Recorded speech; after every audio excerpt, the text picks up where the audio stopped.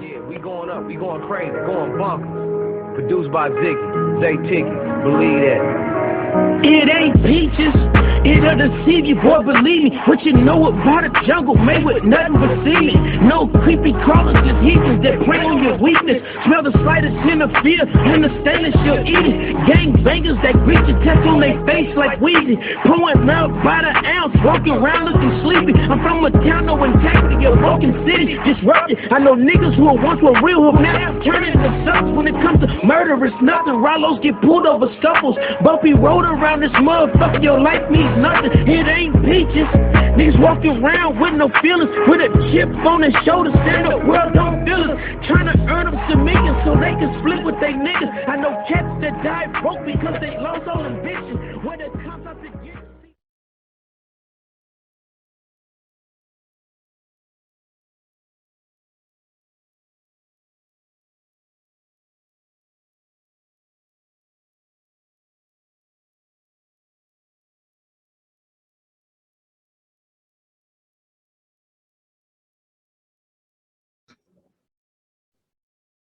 Welcome back to another edition of More to Live For. We're still on this wonderful segment, Men of Honor. We're up to volume 10 now. Have a special guest with me this morning. I'm going to let him introduce himself and tell you what it is that he does, and we're going to get the conversation rolling just like that. What's going on, cuz? How you doing this morning? Cuz I'm good, bro. How you doing, man? I'm doing all right, doing all right. Pleasure to have you. Sir? I said it's a pleasure to have you. Yeah, absolutely, man. You know, the pleasure is mine, man. I definitely, man, I appreciate, man, like what you're doing. I'm rooting for you. I think you knew that, man, when you sent me your first video, man. And so it's definitely good, man, to see you're up to the volume 10, you know, at least like in this segment, and to see everything else you're going on, man, with the Queens of the City edition, man. And, you know, I'm just, you know, like I told you from the start, bro, I'm really praying this take off for you, man, for real. Oh yeah, man, I definitely appreciate that. And before you get into what it is that you do, I just want to give my viewers, my subscribers, a quick, backstory of our relationship. We're definitely not strangers. You know, we're first cousins, grew up like brothers, two closest sisters, children. That's what we are, and we grew up, just like brothers. For me to not have, for my siblings not to live in the same state as I have, I definitely didn't miss out on, having siblings. So I definitely grew up that way, and you were a part of that. So just kind of want to highlight it on that, and we can get it rolling. So could you explain your level of education and how it led to the career that you're in now? Yeah, so again, I'm a Donterio Perkins. Currently, man, I work as a diversity success coordinator at a Cape Fear Community College in downtown Wilmington.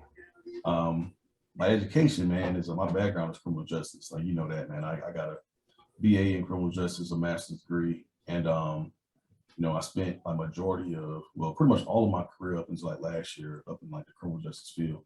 And working in criminal justice, man, it just got to the point once I became a father, man, it just became like a huge toll. You know what I mean? Just on like family time, family life in general, man. Just working long nights, late nights, and it just got to the point where, like, all right, it's time for me to like look at doing something else. So, it ended up leading me to just trying to find something, man, to where I could still be impactful, still make a difference, man. So I ended up, working in I'm director of the Minority Student Center here at Cape Fear Community College. And what that does, man, just pretty much it helps welcome and helps these students feel appreciated too once they actually get onto the college campus. So I'm pretty much a liaison for all minority students, man, to any portion of the college, man, that they may not know how to tap into. So that's what I'm doing now. All right.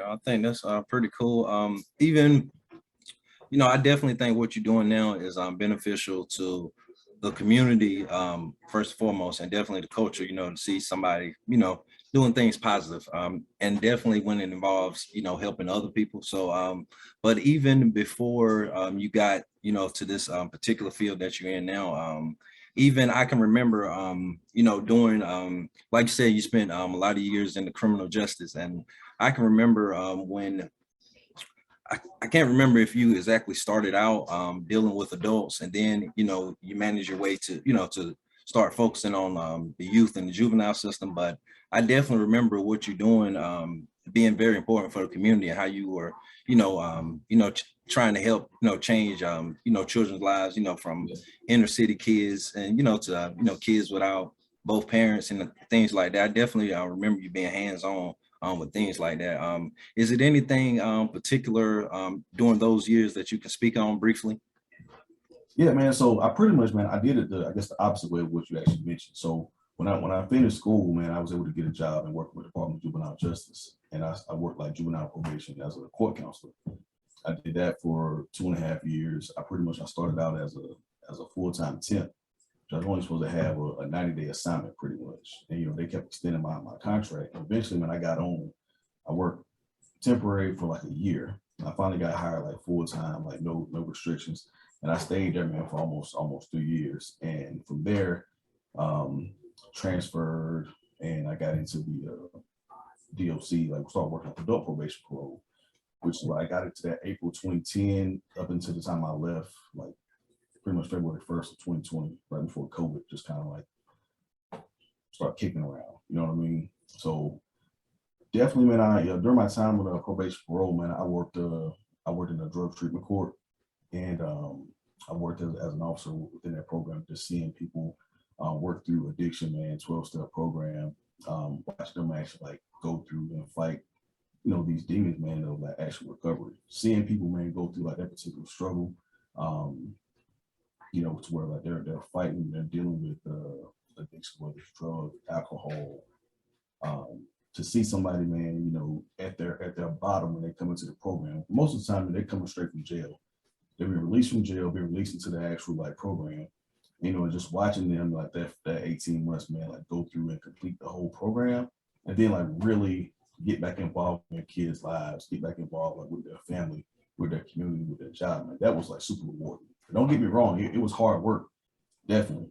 But one thing, the judge and everybody else in the program, man, would actually tell them, yes, it's a lot to do, but it's so much easier if you do it the right way, as opposed to trying to like skim the system. You know what I mean? Anybody that made it through and they tell you they tried to like, beat the system at first, it always made things worse. Always. Oh yeah, definitely. Yeah. Definitely. Thanks for clearing that up. Because I did, now that you cleared it up for me, I can't remember. It was you were doing it. You were working with adults first and then kids, but definitely what you're doing is super important. Kids then adults. Oh yeah, kids then adults. Okay. Yeah. So, but it's definitely still important for what what you do and how you have an impact on people's lives, young and old. Something that I do want to talk to you about, and quite a few guests have had this in common with you, but it kind of came to me during my last interview. Could you kind of highlight your college years and how important it was for you, and how beneficial it was, I should say, when you joined your fraternity? Oh yeah, man. So I went to Wesleyan College, man, in 2003. Initially I had that journey of DeVry University in Atlanta, man. So I pretty much like I lost a year, and I felt like when I came back home, bro, I felt like I was gonna be stuck, like man. Once just come where we come from, man, like coming from Belton, bro, like that's like your whole goal. Like I got to get out of here.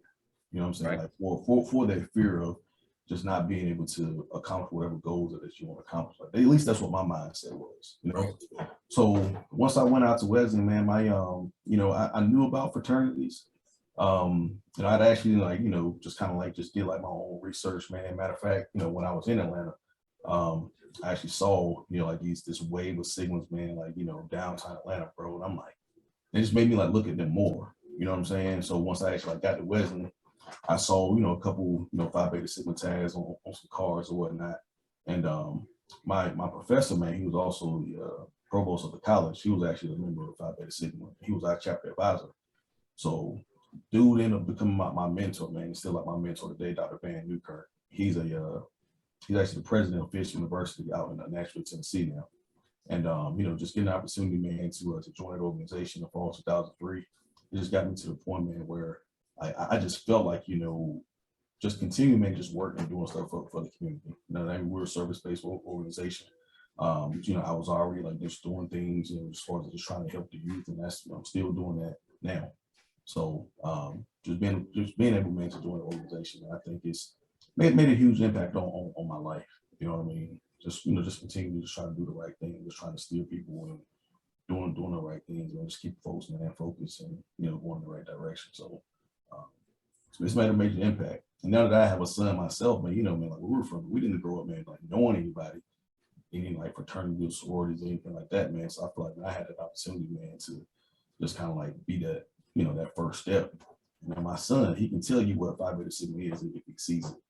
Yeah, he don't realize it. He's being groomed like today. You know what I mean? Right. I'm looking forward to that, man. Like that, you know, that day that he joined the organization as well. You know what I mean? So it's been nice, man. I almost got 20 years in, bro. It's crazy even like be able to like think that it's been that long ago. Yeah, it really don't seem like it. It really don't seem not like at all. Years. Not at all, man. So but I can definitely, you know, from the outside looking in, well, not necessarily the outside looking in, but you know, the way we grew up looking at it from like a younger brother's perspective, I can definitely vouch for the change that I saw, because I definitely remember, you know, you going to Atlanta, going to DeVry, and you know, you actually went with you know, a guest I had on a few days ago, Michael Taylor. So Yes, sir. y'all had that, you know, whole experience, and I kind of highlighted on, you know, how was it, you know, going down there and, you know, doing, to me, I think that time was like the height of the crunk era. Oh yeah, as far as rap music. So if you can like kind of touch on how that was, you know, being down there, you know, during that time and being from here, and you actually, you know, not only, you know, in the city as, you know, coming from, you know, the country where we come from, but being in the city and being where the music that you're listening to is coming from. Bro, it was so many experiences, man. Like there's so many like thoughts and emotions came up when you were describing that, because bro, I was broke. You know what I'm saying? Right. I didn't have a car. You know, like my pops, man, he was paying my rent, you know, and you know, I didn't have a job when I was down there, you know. Right. So to be in a place, man, where, you know, you see all these people who look like us, man, they're like successful, like but they've also, you know, at some point they were in my shoes that I was in, right? Right. You know, so to be there, man, and being in a place where like, you know, you can be successful, but like you really can't see it at that time, man, because, you know, you know, my folks, they're putting money in my account, but I'm trying to decide, bro, am I gonna buy this smarter car? Am I going to get a haircut? You know what I'm saying? Like those are my options. Or I gotta get groceries, you know? But you know, but like just being there, man, in a time where like, you know, where you can actually like in a place, man, where this music is jumping off, man, you grew up listening to it, man. That was kind of like a comfort for me. You know, like I'm here, you know, I don't care like where I turn, I'm hearing Lil Jon, East Side Boys. And at that time, you know, like, you know, Tip was one of my favorite rappers, man. And he hadn't quite taken off like just yet. Had his first album, but he was still like, you know, had like a buzz around the city. Yeah. Everybody else, man, from like Pastor Troy, you know, man, what's dude's name, man? I hear the song in my head already. Archie. Yeah, that's him. That's him. Yeah. So man, to hear them dudes, man, like I don't care what we turn, whether you going to a gas station, man, whether you get on the bus, somebody's jamming their music. Oh yeah. You know, so that was definitely, man, that was a cool experience too.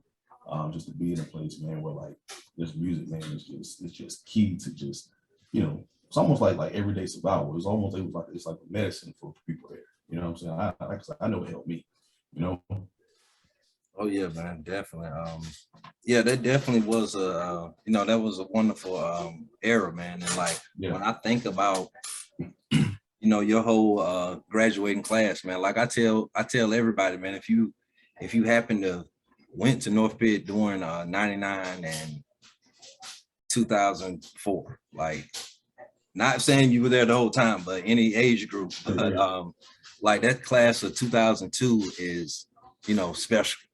So, and when I think of that class, like I think about that if I have to put a soundtrack to that graduating class, it is Lil Jon and the East Side Boys. Like that's just their era, man. And you kind of spoke on something that I want to kind of ask you about, or not really ask you about, but definitely comment on something I can vouch for. But you know, coming back from DeVry and before, you know, starting you Westland and everything, like I could definitely, tell things were different, especially, knowing, all the years you played football, that brotherhood. And like, I definitely saw like how, the fraternity was a brotherhood, you know, kind of to the next level of what the brotherhood that you had, playing football. So I definitely can vouch for that. And I definitely saw, a change from, because you were leaving one brotherhood, going somewhere different, and then coming back trying to figure it out. And then I saw, once you started that, how it was kind of like, that same brotherhood you had during those football years. So, but like I said, intensified. So, but if you could, man, because as you've seen recently, I was able to go back on ER McNair Field, and even though the full interview didn't had minor technical difficulties, the full interview on the field didn't go as planned. I really enjoyed being out there, like, and talking to coach, but just being out there on that field, and so many memories came up that I thought I probably forgot about. Like, I don't know if you remember, but it was a JV game. And I think you guys were either already headed to the playoffs and y'all didn't have it. It was something going on. I know y'all weren't done playing, but most of the varsity guys came to the game and they were on the sideline. And fortunately for me, which is another good thing I want to highlight about the way we grew up, all of our older cousins, we get a chance to be around them. And fortunately for me, our older cousin Quentin was there too. I don't know if you remember the exact game I'm talking about, but me and our other cousin Lance was just another fortunate thing about the way we grew up in our high school experience. We were, me and him were playing that game, and you guys were on the sideline. Yeah.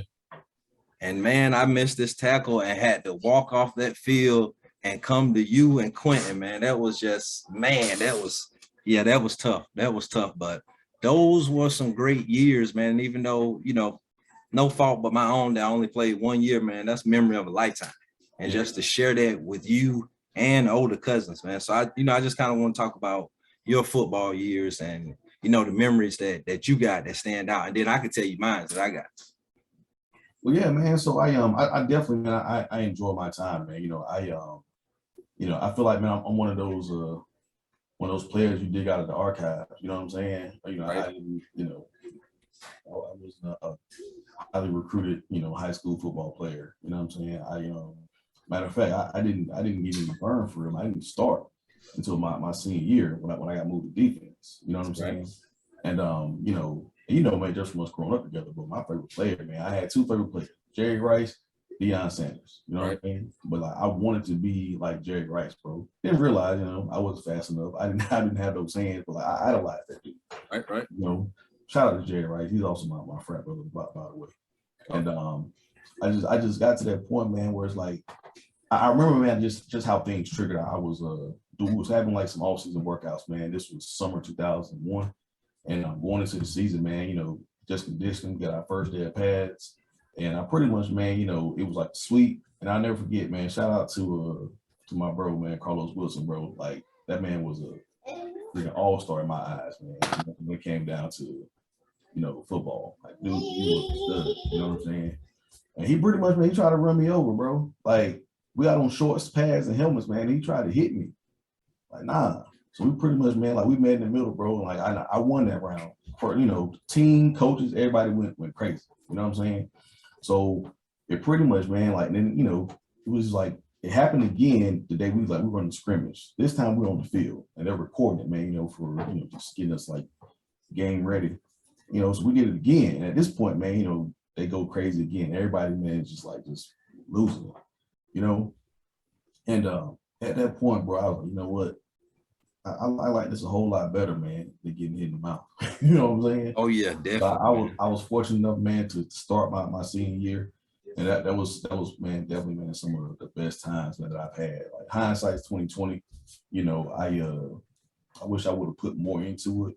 You know what I'm saying? I wish I would have worked out more. I wish I would have practiced harder. You know what I'm saying? Oh yeah, just because and coaches always told us, man. You know what I'm saying? Coach Whitehurst even said, hey, look, for some of you guys, our last game, man, we end up was prepping for, we lost to East Blade in the playoffs. What's up, little cuz? we he trying to ruin the recording. Hold on for a second. You was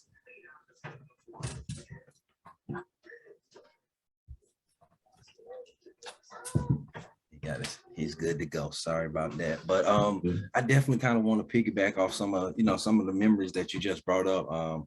I can remember your passion to be a receiver.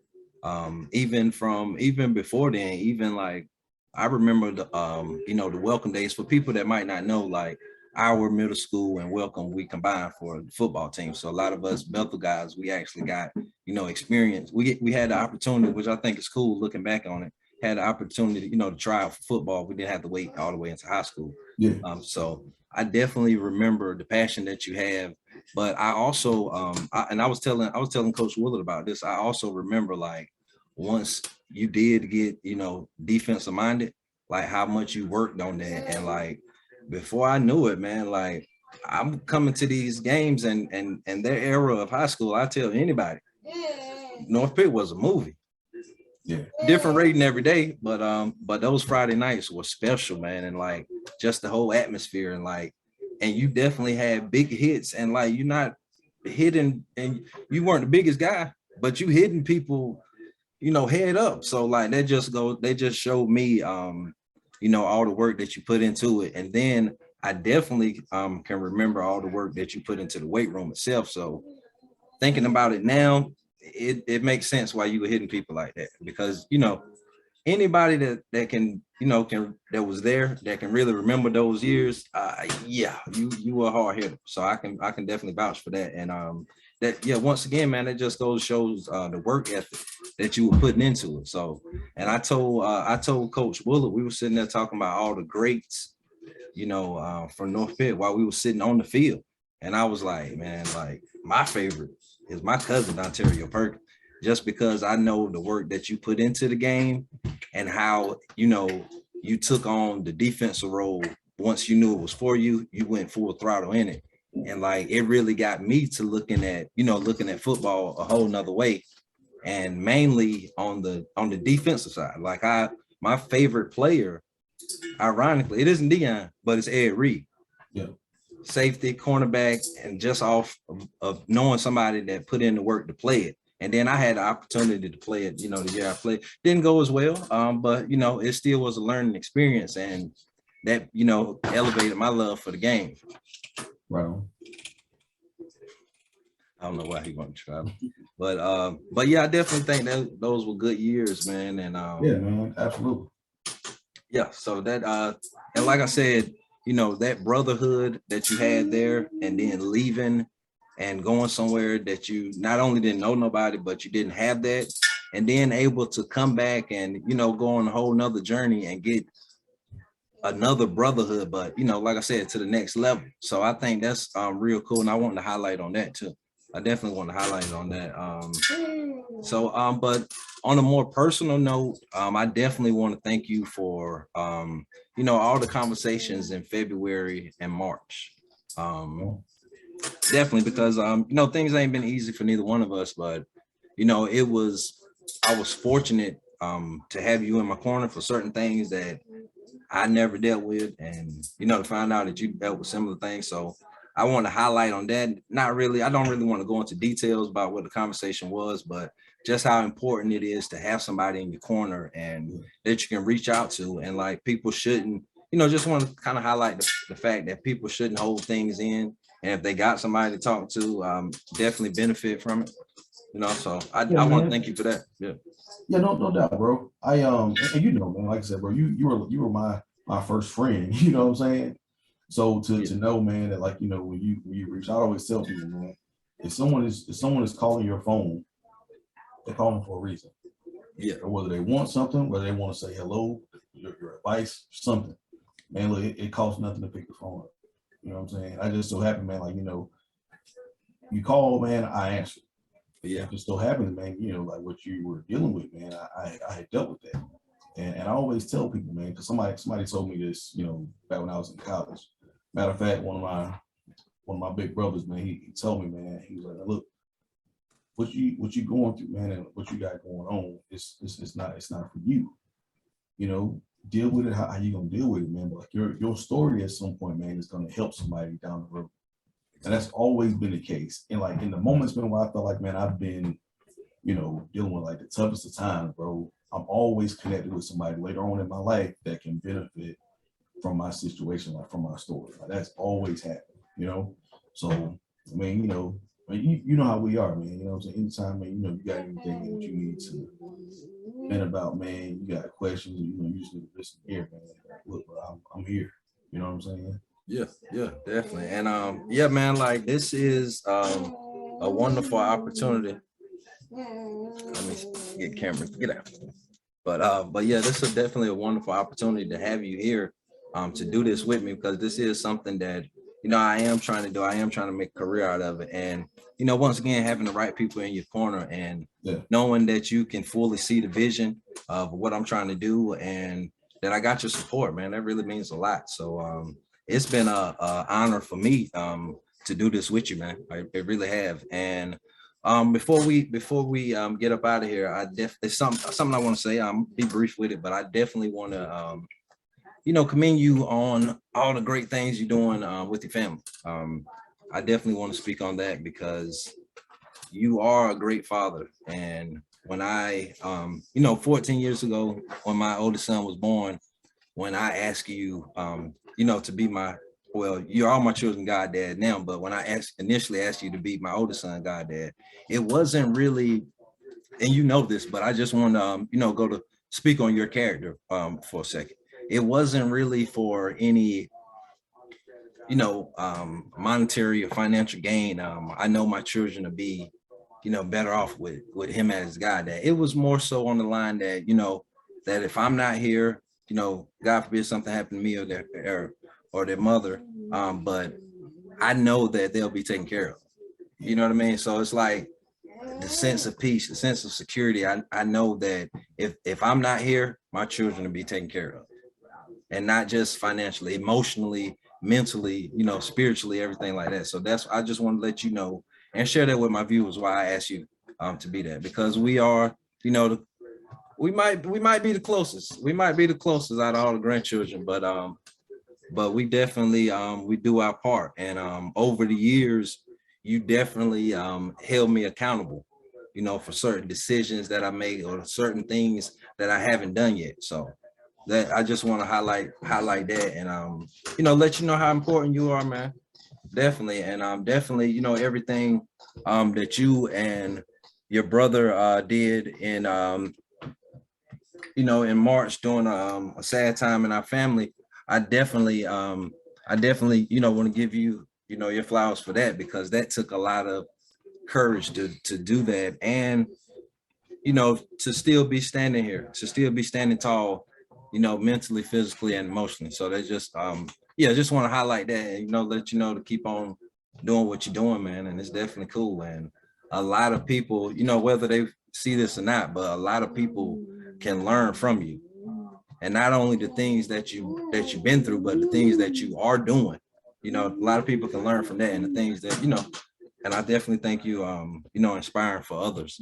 And you have a son, so you get to give him some of that same love that we got. So I think that's real cool, and I'm fortunate and blessed to see you as a father. So in a nutshell, Yeah, so man, I think I appreciate it. That's definitely love, man. The same thing goes for you.